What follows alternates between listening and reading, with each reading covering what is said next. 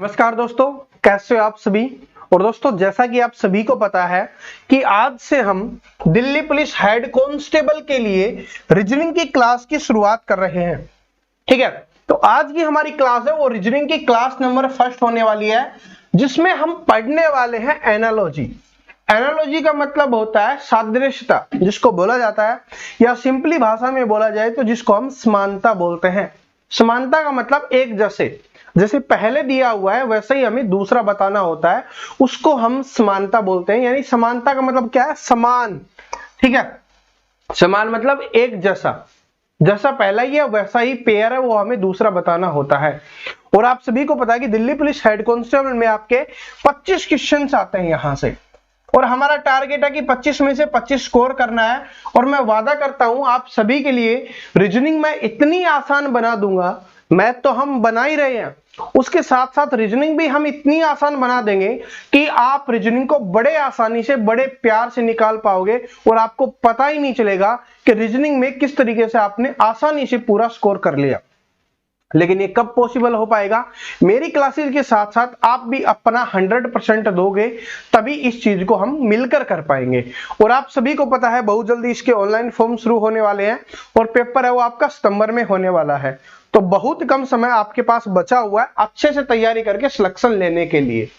तो चलिए अब शुरुआत करते हैं, मोटिवेशन से इसकी शुरुआत कर लेते हैं कि हम अपने बीते हुए कल को नहीं बदल सकते। ये बात सही है कि पीछे जो बीत चुका है ना, जो पीछे जो भी हो चुका है, हम उसको नहीं बदल सकते, लेकिन आज की मेहनत से हम आने वाले कल को अवश्य बदल सकते हैं। लेकिन अगर हम आज मेहनत करेंगे तो जब सितंबर में पेपर होगा तो जो हमारा आने वाला कल होगा, हमारा जो फ्यूचर होगा, उसको हम बदल सकते हैं, उसको हसीन बना सकते हैं, उसको एक सक्सेसफुल व्यक्ति के तौर पर हम जी सकते हैं। ये हमारे ऊपर डिपेंड करता है कि हम अभी कितनी मेहनत कर रहे हैं। ठीक है, तो चलिए अब शुरुआत करते हैं क्वेश्चन से। पहले क्वेश्चन आपको दिख जाएगा, इस टाइप के क्वेश्चन आपके पेपर में आते हैं और देख सकते हो कि दिल्ली पुलिस के एग्जाम में पूछा गया क्वेश्चन आपके लिए लेके आया हूं। अब देखिए क्या होता है, जैसे मैंने पहले ही बताया कि इसमें समानता के बारे में बात की जाती है, यानी समान पूछा जाता है। तो उसी तरीके से इसमें लैंग्वेज अलग अलग तरीके से होती है, वो आगे आने वाले क्वेश्चंस में आपको देखने के लिए मिलेगी।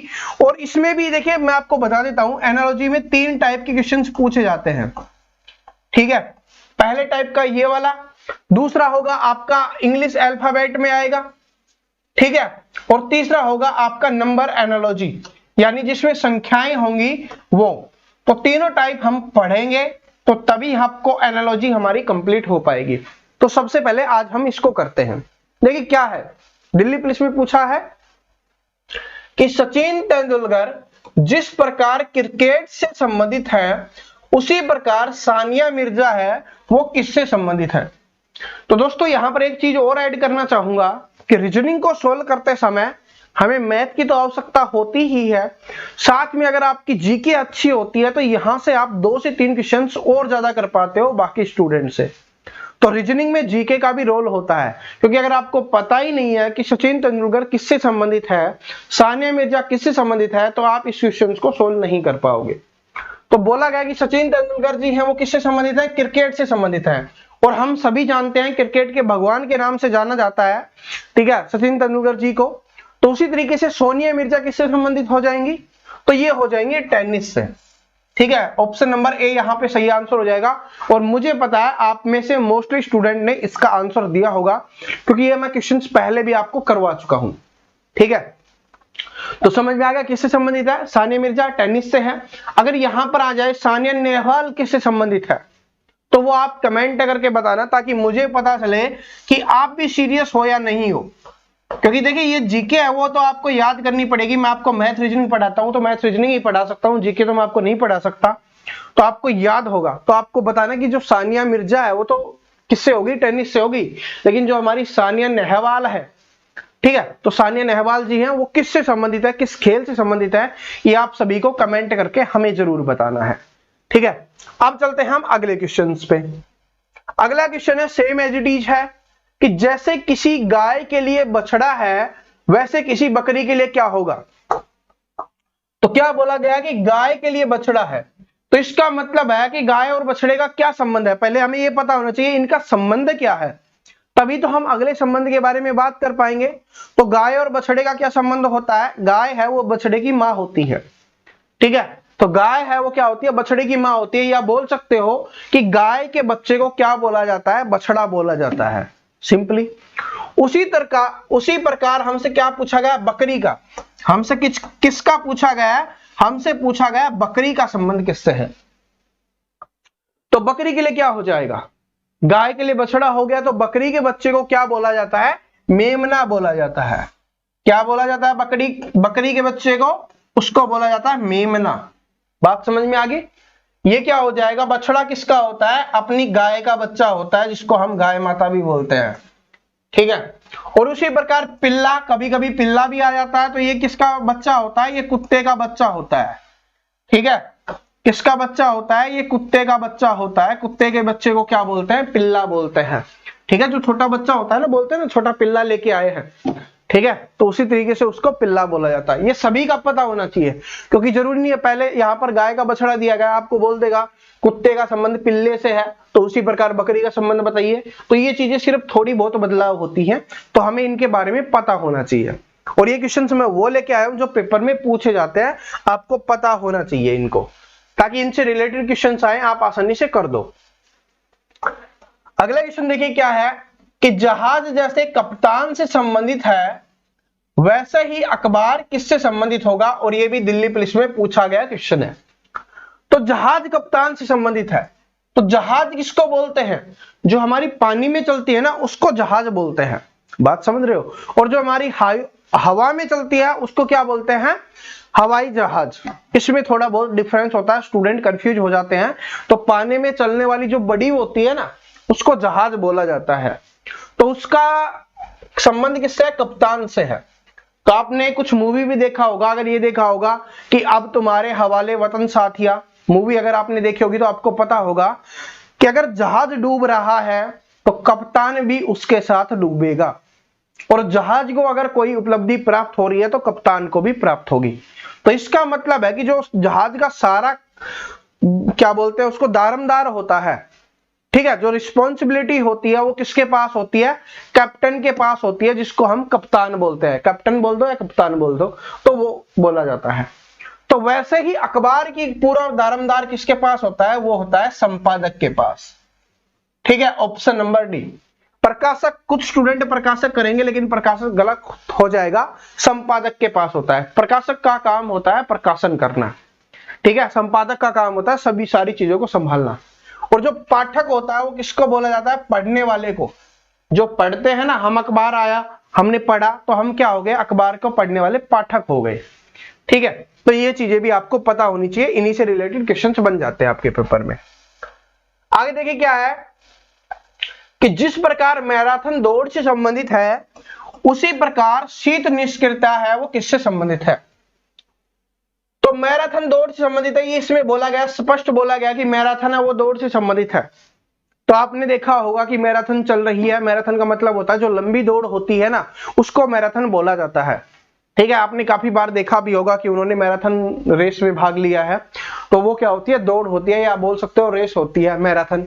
तो शीत निष्क्रियता क्या होती है, शीत निष्क्रियता होती है निंद्रा, ठीक है। जो बड़ी निंद्रा होती है या गहरी लंबी निंद्रा होती है उसको बोला जाता है शीत निष्क्रियता। शीत मतलब होता है शांत, निष्क्रियता मतलब कोई भी हलचल नहीं होती, उसको बोला जाता है निष्क्रियता। तो जो बिल्कुल शांत होता है, हम सो रहे होते हैं बिल्कुल शांत होते हैं ना, या सिंपली भाषा में बोले तो कुंभकर्ण वाली नींद जिसको बोला जाता है ना, वो होता है आपका शीत निष्क्रियता। तो इसका संबंध किससे हो जाएगा, निंद्रा से। या आपको इसमें नींद भी दे सकता है ऑप्शन में, निंद्रा या नींद, दोनों का मतलब क्या होता है, एक ही होता है, ठीक है। समझ में आ गया। ये चीजें आप खुद करने की कोशिश करो, ठीक है। अभी मैं एक एक क्वेश्चन आपको दिखा रहा हूं, अब धीरे धीरे दो दो क्वेश्चन दिखाऊंगा, ताकि एक क्वेश्चन मैं सोल्व करवा रहा हूं तो उससे पहले आपका उसका आंसर आ जाना चाहिए, अगले पे जाएं उससे पहले आपका आंसर आ जाना चाहिए, ठीक है। क्योंकि ये चीजें आपको समझ में आ गई और आपको पता चल गया कि हमारी लाइफ से रिलेटेड है। ये जो चीजें है ना वो हमारी लाइफ से रिलेटेड है, तो क्या हम इनको आसानी से नहीं कर सकते, बिल्कुल आसानी से कर सकते हो। और देख सकते हो बहुत अच्छे एग्जाम के लेवल का क्वेश्चन मैं आपके लिए लेके आ रहा हूं, ताकि आपको रीजनिंग में कोई प्रॉब्लम ना हो, आप अच्छे से, हमारा जो टारगेट है 25 में से 25 का, उसको स्कोर कर पाओ। तो देखिए क्या है कि जिस प्रकार क्रिया का संबंध प्रतिक्रिया से है, तो उसी प्रकार उकसाने का संबंध किससे हो जाएगा। ठीक है, तो आपको पता है कि क्रिया का संबंध प्रतिक्रिया, वो ये कि साइंस में चलता था कि every action have equal and opposite reaction. तो क्रिया और प्रतिक्रिया एक दूसरे के विपरीत हो गए तो उकसाना का क्या हो जाएगा बताइए। आप ट्राई करिए। और ये क्वेश्चंस मैंने अभी आपको पहले भी करवाया है कि क्रिया का संबंध प्रतिक्रिया से है तो उसी प्रकार उकसाने का संबंध क्या हो जाएगा। अब देखता हूं कितने स्टूडेंट इसका आंसर कमेंट कर पाते। बिल्कुल सिंपल है, बिल्कुल सिंपल है, कमेंट करके बताना। अगर जिसको नहीं पता तो कमेंट में देख लेना, मैं इस कमेंट को पिन कर दूंगा। जिस भी स्टूडेंट ने सही आंसर दिया होगा उसके कमेंट को पिन कर दिया जाएगा। अगर आपको नहीं आता तो कमेंट में देख लेना, आपको दिखाई दे जाएगा ये इसका आंसर क्या है। ठीक है, इंपॉर्टेंट क्वेश्चन है क्योंकि मैं चाहता हूं कि आप भी निकालो। ठीक है, जब तक आप निकालना नहीं शुरू करोगे, अब क्वेश्चन आ रहे हैं ना, तो देखिए एक क्वेश्चन आपको और दिखा देता हूं। मैं इसको सोल्व करवा रहा हूं, इसको आप जल्दी निकालने की कोशिश करो, फिर इधर चल जाना। ठीक है, देखिए क्या है कि दयालु का संबंध परोपकारी से है। क्या बोला गया, कभी कभी लैंग्वेज लिख के दे देता है, कभी कभी सिंपल डायरेक्ट दे देता है। तो जैसे भी देगा हमें आंसर निकालना है, हमें आंसर से मतलब है। तो दयालु का संबंध परोपकारी से है, इसका मतलब दयालु और परोपकारी दोनों क्या है, एक जैसे हैं, या बोल सकते हो समानार्थी शब्द है। ठीक है, हिंदी में क्या बोला जाता है, समानार्थी शब्द, या एक जैसे या एक समान है। तो उसी प्रकार विलापी का बताना है। विलापी का मतलब क्या होता है, विलाप का मतलब होता है जो रो रहा होता है ना, जो अपना दुख प्रकट कर रहा होता है, उसको विलाप बोला जाता है, दुख को विलाप। और जो दुखी होता है उसको विलापी बोला जाता है, जो व्यक्ति दुखी होता है उसको विलापी बोला जाता है। तो ऑप्शन नंबर सी यहां पे आंसर हो जाएगा। विलाप का मतलब दुख और विलापी का मतलब जिसको दुख हो रहा है उसको, यानी कि दुखी व्यक्ति। तो ऑप्शन नंबर सी यहां पे आंसर हो जाएगा। क्रोध का आपको पता ही है कि क्रोध का मतलब क्या होता है, क्रोध का मतलब होता है गुस्सा। ठीक है, सत्य का आपको पता है, सत्य का मतलब क्या होता है, जिसको आप सच बोलते हो। प्रसन्नता का मतलब आप सभी को पता है, प्रसन्नता का मतलब क्या होता है, खुशी। ठीक है, और प्रसन्न का मतलब होता है कोई व्यक्ति खुश है। प्रसन्न में और प्रसन्नता में क्या फर्क है, प्रसन्न का मतलब कोई व्यक्ति खुश है, उसको बोला जाएगा प्रसन्न। प्रसन्नता मतलब किसी व्यक्ति को खुशी हो रही है, तो बस थोड़ा बहुत डिफरेंस होता है। ऐसे ही विलाप और विलापी था, और दुख और दुखी हो गया। ठीक है, आगे देखिए क्या है कि चार मीनार का संबंध भारत से है, तो पिरामिड का संबंध किससे होगा। तो आपको पता है कि चार मीनार है वो कहां पर है, भारत में है। चार मीनार कहां पर स्थित है, भारत में स्थित है। तो पिरामिड कहां पर हो जाएगा, ये आपके मिस्र में है। पिरामिड कहां पे है, मिस्र में है। और आप सभी मुझे कमेंट करके ये चीज बताओगे कि जो चार मीनार है, क्योंकि यहां पर जीके का क्वेश्चन है, तो मैं देखना चाहता हूं कि आप जीके भी पढ़ रहे हो। तो चार मीनार है वो भारत के कौन से राज्य में स्थित है, कौन से शहर में स्थित है, ये आप सभी मुझे कमेंट करके जरूर बताओगे। वैसे तो बता दिया क्वेश्चंस के हिसाब से कि चार मीनार भारत में है, तो पिरामिड मिस्र में हो गया, लेकिन आपको ये बताना है कि कौन से शहर में स्थित है जो आपकी चार मीनार है वो। आगे वाला क्वेश्चन देखिए कि अखरोट का संबंध सेल से है, तो केले का संबंध किससे होगा, ये आपको बताना है। मैंने बताया ना, समानता बतानी होती है, एक दूसरे के बीच के संबंध को दर्शाना होता है। इसको समानुपाती बोला जाता है। ये जो होता है ना, ये वाला, इसको क्या बोला जाता है, समानुपाती। हम मैथ में भी पढ़ते हैं ना, अनुपात समानुपात, तो वो ये समानुपात। तो अखरोट का संबंध सेल से है। तो अखरोट जो छुपा हुआ होता है ना, या ढका हुआ होता है, वो किससे कवर होता है, या जिसका अखरोट के छिलके की बात करें तो उसको सेल बोला जाता है। तो केला है वो किससे ढका हुआ होता है, वो उसके छिलके से ढका हुआ होता है। किससे, छिलके से। ऑप्शन नंबर ए, जो जिससे ढका हुआ होता है उसको छिलका बोलते हैं, लेकिन अखरोट वाले को छिलका नहीं बोलते। देखिए आपने अखरोट तोड़ा भी होगा, बचपन में तोड़ा होगा या अभी तोड़ा होगा, तो हम उसको छिलका नहीं बोलते। ठीक है, वो सेल की तरह होता है। आपने देखा होगा कि थोड़ा दिमाग के जैसा स्ट्रक्चर होता है उसका अंदर वाला पार्ट। ठीक है, तो ऐसे। आगे देखिए क्या है कि कुत्ते का संबंध डोबरमैन से है। कुत्ता है क्या, डोबरमैन है। तो मछली का संबंध किससे होगा, ये हमें बताना है। कुत्ते का संबंध डॉबरमैन से है, तो मछली का संबंध किससे होगा, ये चीज हमें बतानी है। तो क्या हो जाएगा, तो कुत्ता डॉबरमैन, तो आपने सुना होगा ना, डोबरमैन क्या है, कुत्ते की प्रजाति है। ठीक है, कुत्ते की प्रजाति है डॉबरमैन एक, तो उसी प्रकार मछली की प्रजाति बतानी है, इनमें से कौन सी है, तो क्या हो जाएगी सैल्मन। ठीक है, अगर आप साउथ साइड से होगे तो आपने मछलियां काफी खाई होंगी।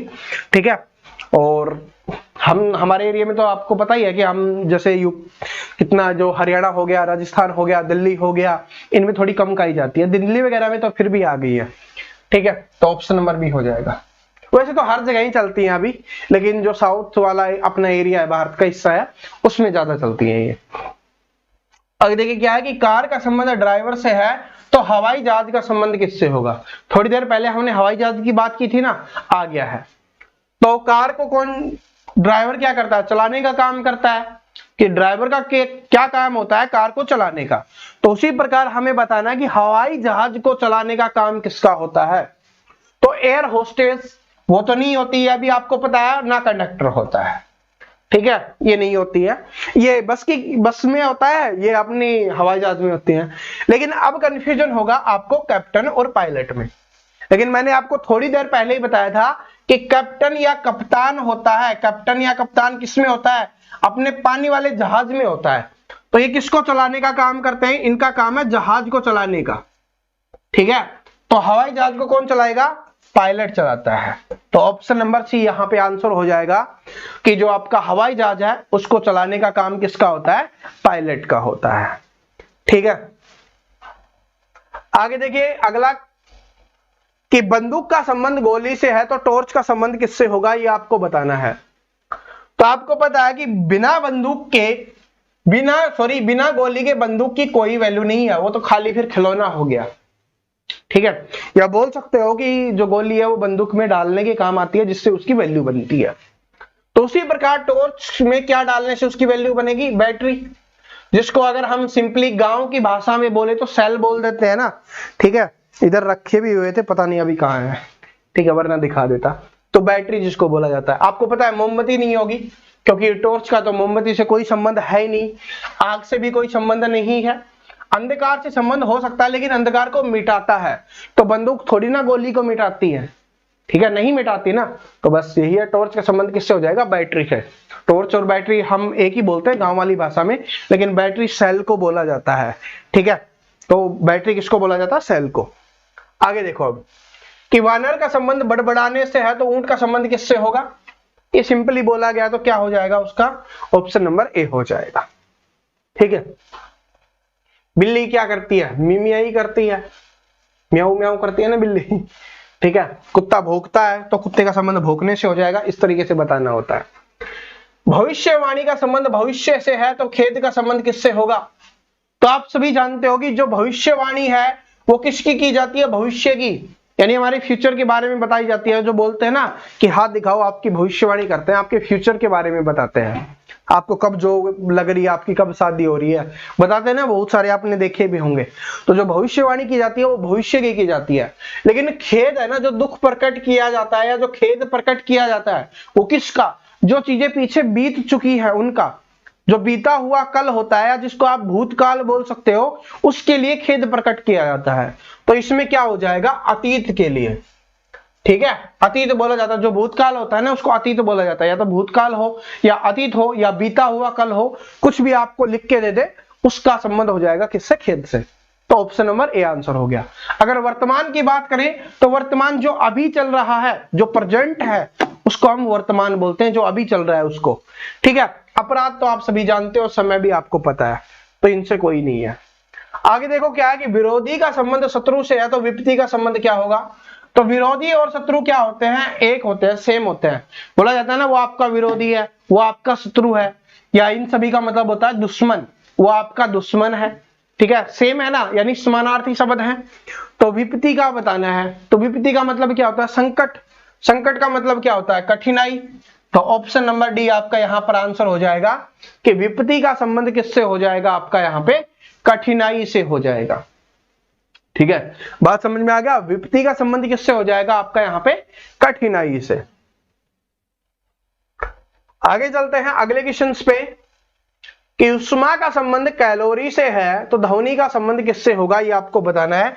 और देख सकते हो एसएससी सीपीओ एसआई के एग्जाम में पूछा गया क्वेश्चन है। अगला देख सकते हो एसएससी सीजीएल में पूछा गया क्वेश्चन है, मतलब धांसू क्वेश्चन आपके लिए लेके आ रहा हूं। इनको सीख लोगे तो बाकी आपको पता ही ऐसे में ऐसे ही टाइप के क्वेश्चन आपके पेपर में आएंगे, फिर तो आप छोड़ने वाले नहीं हो। तो उष्मा का संबंध कैलोरी से है, तो उष्मा को क्या है कि कैलोरी में मापा जाता है। ठीक है, उष्मा को किस में मापते हैं? कैलोरी में मापते हैं। तो उसी प्रकार ध्वनि को किस में मापा जाता है ये आपको बताना है। तो ध्वनि होती है वो हमारी डेसिबल में मापी जाती है, जिसको आप डीबी भी बोलते हो। ठीक है, तो ध्वनि को किस में मापा जाता है? डेसिबल में। अगला है कि जीवाश्म विज्ञान का संबंध जीवाश्म से है, सेम एज इट इज बताना है। तो आपको बताना है कि जीवाश्म विज्ञान है उसका संबंध किससे है? जीवाश्म में। तो यानी कि जीवाश्म का अध्ययन जीवाश्म विज्ञान में किया जाता है।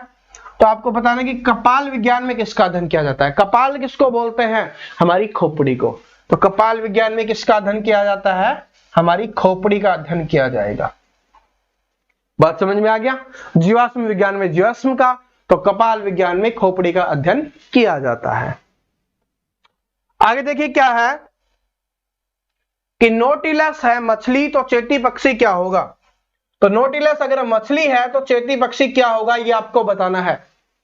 तो जो नोटिलस है ना वो क्या है कि मछली की एक प्रजाति है। नोटिलस क्या है कि मछली की एक प्रजाति है, जो फिश होती है उसकी एक प्रजाति होती है जिसको नोटिलस बोला जाता है। जैसे हमने पहले भी सैल्मन की थी। ठीक है, मछली की काफी टाइप की जो है वो मछलियां पाई जाती हैं, जो प्रजाति बोल सकते हो वो पाई जाती हैं। तो उसी प्रकार नोटिलस है वो क्या है? मछली की प्रजाति है। तो चेती पक्षी किसका हो जाएगा? गांव में तो बहुत सारे देखते हैं हम चेती पक्षी जिसको बोलते हैं, तो किसकी प्रजाति हो जाएगी चेती पक्षी? ये हो जाएगी बतख की प्रजाति। किसकी हो जाएगी? बतख की प्रजाति है, उसको बोला जाता है चेती पक्षी। आगे देखिए क्या है कि पोशाक का काम दर्जी करता है, तो बढ़ई किसका काम? बढ़ई करेगा, ये आपको बताना है। या बोल सकते हो दर्जी है वो किसका काम करता है? पोशाक का। तो बढ़ई है वो किसका काम करता है? बढ़ई किसको बोला जाता है? जो खाती होता है ना, जो मतलब फर्नीचर का, लकड़ी का काम करता है। ठीक है, तो उसको बढ़ई बोला जाता है। तो वो किसका काम करेगा? वो फर्नीचर का काम करेगा। ठीक है, फर्नीचर का काम करेगा। तो ऑप्शन नंबर बी यहाँ पे करेक्ट आंसर हो जाएगा। बढ़ई किसको बोला जाता है? फर्नीचर का काम, यानी जो लकड़ी का काम करता है उसको बोला जाता है। महाराष्ट्र का संबंध भारत से है, तो टेक्सास का संबंध किससे हो जाएगा? आपको अगर नहीं पता ना जीके, मैं पहले ही बता रहा हूं, तो आप जैसे मैंने बोला था ना कि 25 में से 25 स्कोर का हमारा टारगेट है, और अगर आपको जीके नहीं याद है तो 23/25 कर लेना टारगेट। ठीक है, क्योंकि जीके काम आती है। अभी देख लो, महाराष्ट्र का संबंध भारत से है, तो महाराष्ट्र है वो भारत का एक राज्य है। तो उसी प्रकार टेक्सास किसका राज्य है? अगर आपको नहीं पता तो नहीं कर पाओगे। तो किसका हो जाएगा? टेक्सास ये है यूएसए का। ठीक है, यूएसए का है, तो ऑप्शन नंबर डी यहाँ पे करेक्ट आंसर हो जाएगा। ठीक है, हृदय का संबंध कार्डियोलॉजिस्ट से है, तो वृक्क का संबंध किससे हो जाएगा? तो इसका संबंध हो जाएगा, हृदय का कार्डियोलॉजिस्ट होता है तो उसका हो जाएगा आपका नेफ्रोलॉजिस्ट। क्या हो जाएगा? नेफ्रोलॉजिस्ट। ठीक है, तंत्रिका विज्ञान तो विज्ञानी है, वो विज्ञान होता तो तंत्रिका का अध्ययन किया जाता। अगला क्वेश्चन देखिए, और इस टाइप का आपका आज का ये अंतिम क्वेश्चन है। ठीक है, फिर मैं आपको बताऊंगा कि कल वाली क्लास में हम क्या पढ़ने वाले हैं। टैडपोल का संबंध किससे है? अगर कैटरपिलर का संबंध तितली से है, तो कैटरपिलर है वो क्या है? तितली की प्रजाति है। तो टैडपोल किसकी प्रजाति है? या बोल सकते हो कि अगर सिंपली भाषा में बोला जाए ये प्रजाति नहीं है, अगर जो तितली थोड़ी छोटी होती है ना उसको बोला जाता है कैटरपिलर। तो टैडपोल किसको बोला जाता है? अगर मेंढक थोड़ा जवान होता है, वयस्क होता है, ठीक है, या किशोरावस्था में बोल सकते हो, किशोरावस्था में होता है, तब उसको टैडपोल बोला जाता है। तो किसका? मेंढक। मैंने वैसे ही समझा दिया, बोलते समय ही समझा दिया। तो इसका आंसर क्या हो जाएगा? मेंढक हो जाएगा। ठीक है, बात समझ में आ गया। अब इस टाइप के आएंगे तो आप कर लोगे ना, कोई दिक्कत तो नहीं होगी ना। बस ऐसे ही आते हैं सेम। तो इसका मतलब अगर आपकी थोड़ी सी जीके अच्छी है तो आप उसको आसानी से कर सकते हो। बाकी तो आपकी कॉमन सेंस के ऊपर डिपेंड करता है कि आपने अपनी लाइफ में आज तक क्या सीखा है, किन चीजों को हमने देखा है, किन चीजों को सीखा है, वही आपके यहाँ पर काम आने वाली है। अब आपको दिखा देता हूं, अगली क्लास में हम इस टाइप के क्वेश्चंस कर रहे होंगे। और देख सकते हो एसएससी एमटीएस में पूछे गए क्वेश्चन है, दिल्ली पुलिस एमटीएस की भर्ती भी आएगी। अभी दिल्ली पुलिस हेड कांस्टेबल के लिए क्लास चला रहे हैं, लेकिन दिल्ली पुलिस एमटीएस की भर्ती भी आएगी, आपको पता है, दो तीन महीने के बाद, तो उसमें भी काम आएगा, तो उसमें भी क्वेश्चंस पूछे जाते हैं। तो कल वाली क्लास में इस टाइप के क्वेश्चंस पढ़ने वाले हैं। अगर आपको आता है तो इनमें से एक का आंसर आप कमेंट करके बता देना, 22 वाले क्वेश्चंस का ही आंसर आप कमेंट करके बता देना, ठीक है। तो और दोस्तों वीडियो पसंद आया तो वीडियो को लाइक कर देना, अपने दोस्तों के साथ शेयर कर देना, बता देना उनको कि दिल्ली पुलिस हेड कांस्टेबल के लिए कि प्रवीण कटारे क्लासेज चैनल पर क्लासेज आपके लिए शुरू हो गई है, मैथ की भी, रीजनिंग की भी। तो आइए चैनल को सब्सक्राइब करिए जिसने नहीं कर रखा है, जो नीचे लाल कलर का बटन दिख रहा है उस पर क्लिक करिए ताकि आने वाली सभी वीडियोस की अपडेट आपको रेगुलर मिल सके। मिलते हैं नेक्स्ट वीडियो में, तब तक हंसते रहिए, मुस्कुराते रहिए, पढ़ते रहिए। Thank you so much.